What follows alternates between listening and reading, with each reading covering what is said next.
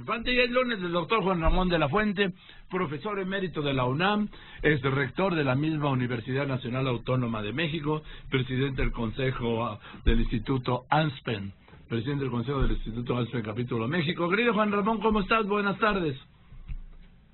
¿Qué tal, Joaquín? Buenas tardes, con el gusto de saludarte como todos los lunes a ti y a toda tu audiencia. Ya sé que fuiste Pues al fútbol, ya... me dijeron que te vieron el sábado en el fútbol.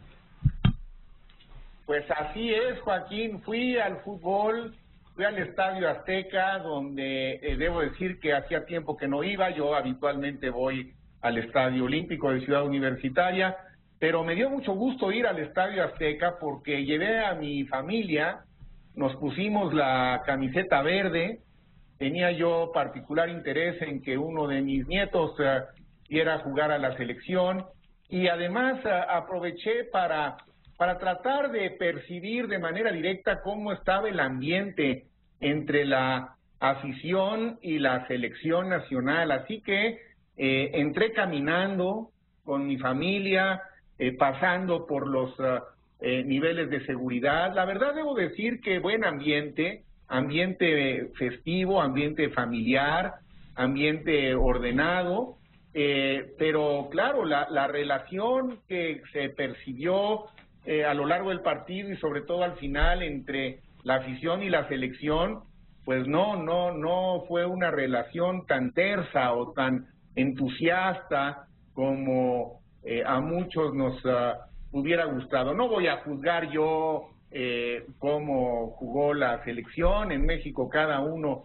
puede tener su propio punto de vista. Yo coincido con la crítica, coincido con los comentaristas del Grupo Fórmula y de otros medios de comunicación, de que la selección pues no convenció, y hubo pues una reacción de una buena parte de la afición de desaprobación por lo que vieron. Creo que además el juego se había pensado bien, con un rival relativamente cómodo, para que hubiera podido ser un poco más lucidor y quizá despedir a la selección con un ambiente más festivo, que finalmente pues no se logró. Bueno, pero más allá del resultado y de cómo jugó nuestra selección, después de ver las reacciones en el Azteca, me pregunto, y lo hago en voz alta porque me hice la pregunta desde el propio sábado en la noche, después del partido: ¿hasta qué grado puede influir el desempeño de la selección nacional en el Mundial de Rusia en el ánimo social, en el ánimo nacional, y acaso influirá en el proceso electoral? La verdad es que no lo sé. Creo que, no sé tú qué piensas, en el ánimo social sí influye. Un triunfo del equipo mexicano siempre nos viene bien. Es un país muy futbolero el nuestro, y nos gusta más ganar que perder, como es natural, ¿no? Entonces, bueno, creo que si vienen algunos triunfos o algunos buenos partidos, el ánimo social va a ser mejor que si esto no ocurre. Pero no estoy tan seguro que llegue a ser un factor que interfiera propiamente dicho en el proceso electoral. La verdad de las cosas, también me preguntaría qué tanto influye en el ánimo de nuestros seleccionados, que parece que entre ellos traen un buen ambiente en el vestuario, como se dice, la situación por la que está atravesando nuestro país.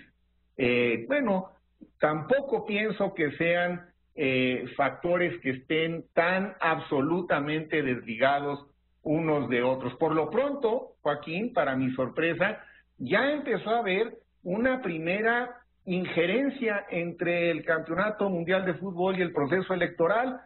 Con sorpresa me he enterado por los medios de comunicación que el Zócalo de la Ciudad de México no va a poder ser usado para mítines en estos próximos días, porque ya está todo arreglado para que ahí haya pantallas gigantes y se vean los partidos de fútbol. Bueno, me parece que es un error plantear las cosas de esa forma.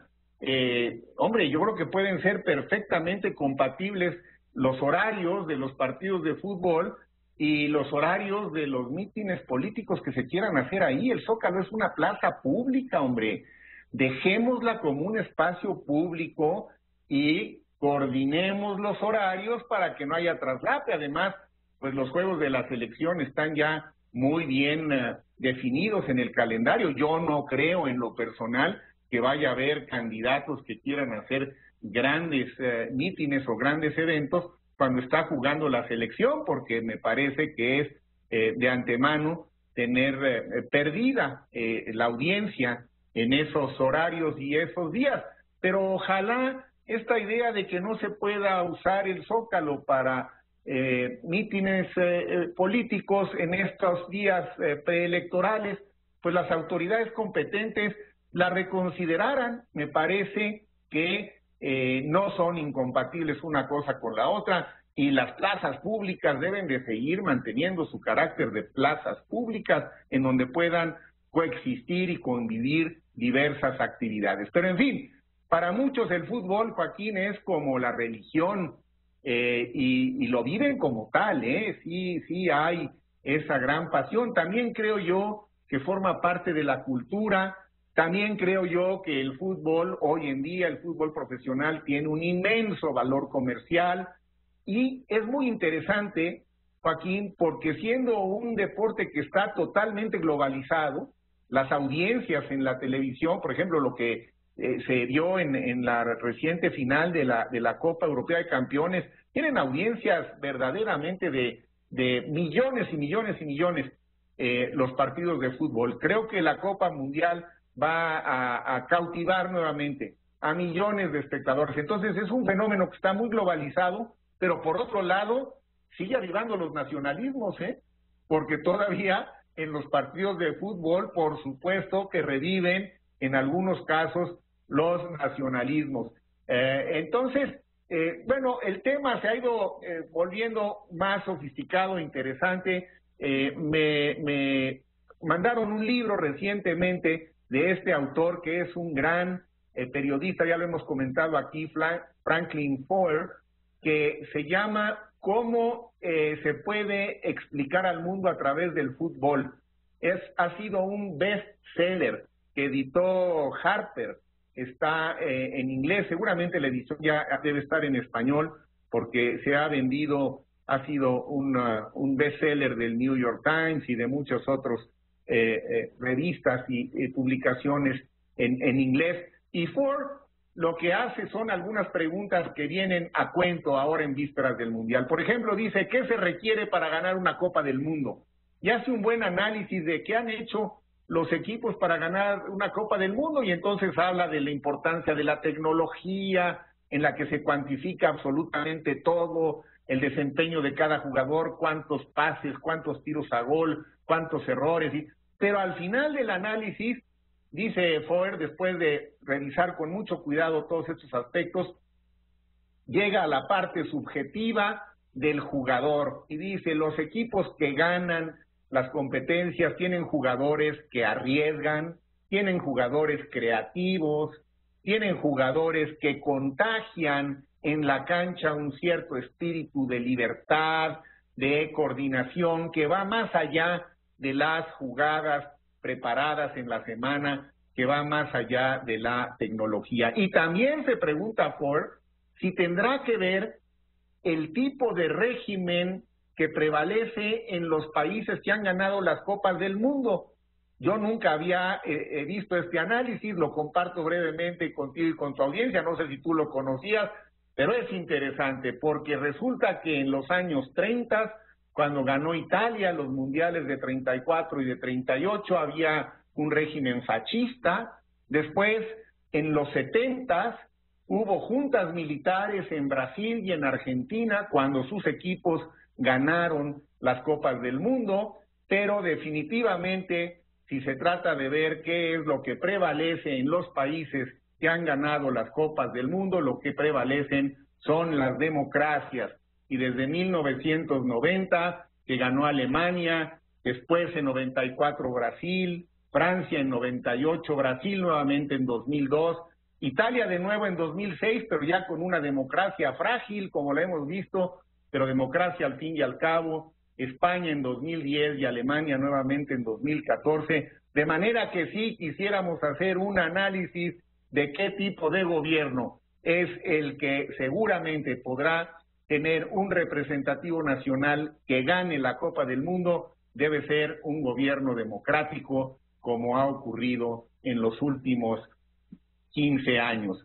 Así las cosas, pues, Joaquín, preparándonos para el Mundial, yo creo que debemos mantener nuestras expectativas en un grado de mesura, porque no nos conviene tener después grandes desencantos. Ojalá que al equipo le vaya bien, que se entregue en sus partidos y que nos deje a todos un buen ánimo para enfrentar nuestro propio partido decisivo para los próximos años en México, que será el que enfrentemos todos los mexicanos con civilidad, con orden, con respeto, el 1 de julio en las urnas. Oye, y como me dijo un querido amigo, y en las redes dejarán de ser todos politólogos para convertirse en directores técnicos. A partir del día de hoy me sumo entonces yo también a esa nueva realidad nacional y estaremos platicando de ambos procesos, pero desde luego también tu opinión como buen aficionado y directivo que fuiste de un equipo profesional de fútbol, tendrás tus propias opiniones, Joaquín. Así es, yo deseo que... A mí me choca cuando dicen los cronistas de deportes, la selección de Osorio, ¿de Osorio Chongo? ¿Qué digo? Es la selección de México, sí, pero ya es la selección de Osorio. Pues no, rescatemos que es la selección de México que está dirigida en estos momentos por este señor Osorio, y hay que desearles el mayor de los éxitos, pero insistiría yo, seamos mesurados en nuestras expectativas. Así es, pues vamos a ser mesurados. Gracias, querido Juan Ramón, te mando un abrazo.